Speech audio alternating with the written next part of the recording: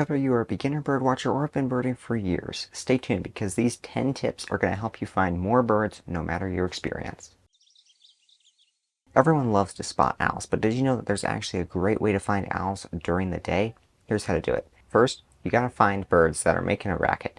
This could be a group of crows that are making an unusually large amount of noise, or some blue jays that are getting pretty riled up. And the reason they do this is they're trying to mob an owl to get it to fly away from their nesting area. And so when you listen for those birds, if they happen to be congregating around a tree or a bush, there's a good chance that an owl is going to be hiding inside that bush, and those songbirds are going to want it to leave. The same could work for hawks as well. And a couple months ago, I actually came across a great horned owl this exact way. Birding was not my primary purpose. I was just walking around, and I happened to notice that in this one tree, there was a bunch of birds that were just making a lot of racket. Like northern flickers, the eastern kingbirds, and the blue jays were all circling around this one tree, and they were making a lot of noise around it. So I went to go check it out, and at first, I didn't see anything, but then at the very top of the tree, I saw a great horned owl. And just a few minutes later, the great horned owl flew away, and so did the birds chasing after it. Second tip that I have here is to listen for and learn bird songs. Listening for bird song and then trying to find the bird based on where it's singing is a great way to find more birds, but if you can identify it by the song, you'll be able to identify a lot more species. In fact, I usually identify about 75 to 80% of my bird sightings are audio only, meaning I only hear them and I know exactly what species is singing. Now, while it might seem really hard to learn every single bird's song, here are a couple tips to help you out. Number one is it helps to put the bird's song into words. For some reason, this just helps the bird's song stick into your brain. For example, the common yellowthroat is a witchety, witchety, witchety if you were to put it into words. Now again, birds don't speak English, so it's not going to be perfect. You can generally get a pretty good idea of what the bird sounds like if you put it into words. And the second one, and by far the most helpful one, is to watch the bird sing. There's something about watching a bird sing that just sticks in your brain, and then after that, every single time you hear that bird, you're going to know exactly what bird is singing. I remember the Carolina wren was one of the very first birds that I saw sing when I was trying to learn how to identify birds by their song, and seeing that bird sing stuck it in my brain, and now every time I hear one, I know exactly what bird is singing. And the third tip is to go birding in the morning or evening.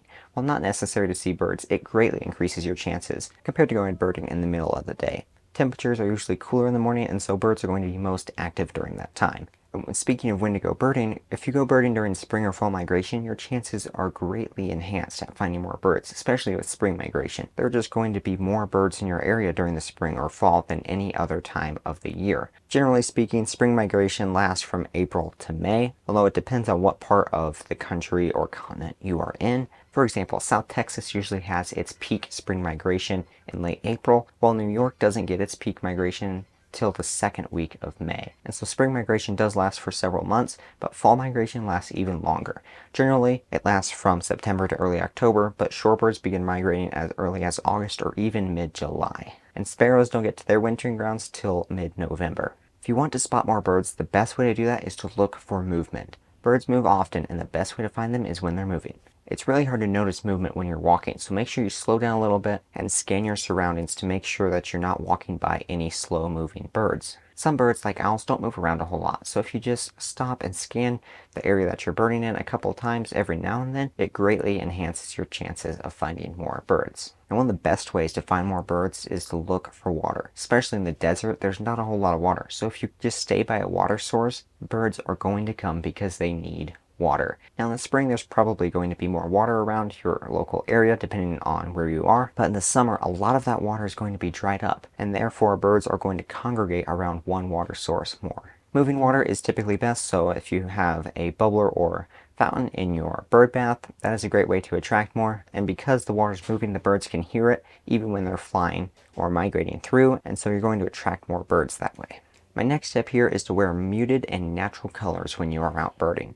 There's a saying that good birders don't wear white, and that's because white sticks out and then birds can see you and then probably don't want to be right next to you, so they're going to go away from you, making it harder for you to find them. So if you wear natural colors such as green, brown, or camouflage, you're more likely to find birds because you're blending into their habitat more. Now, one of the best tips that I've come across is to search the edges of habitats, and here's why. It greatly increases your chances because you are now birding two habitats at once. And anyway, birds tend to be found on the edges of areas more in any other place. Of course, it depends on the species. Some species like to be more hidden, or they like to nest deep in the forest, while others can be found by the edges. But as a general rule, more birds are found on the edges than anywhere else. This could be a forest bordering a wetland, or a mudflat bordering a lake, or even just a clearing in the forest. But if you look for edges, more birds are likely going to be there. Now, we talked a little about identifying birds by their song earlier, and there's actually an app that helps you identify birds by their song.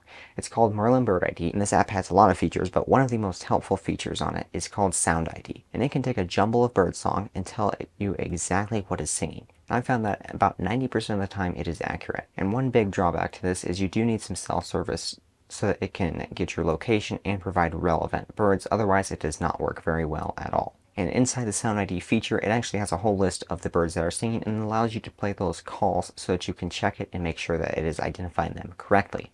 And the 10th tip that I have for you today is to use a spotting scope. Spotting scopes increase the range that you are able to see birds. I use a spotting scope mostly just for shorebirds and waterfowl. It doesn't really work well in the forest. Binoculars or a camera is definitely going to be the top tool for there. But on a mudflat or a lake, a spotting scope is going to get you a lot more range and allow you to identify some species that are really far out. And to see my full review of the Hawk Endurance ED 85mm, which is the scope that I use, go ahead and click right here.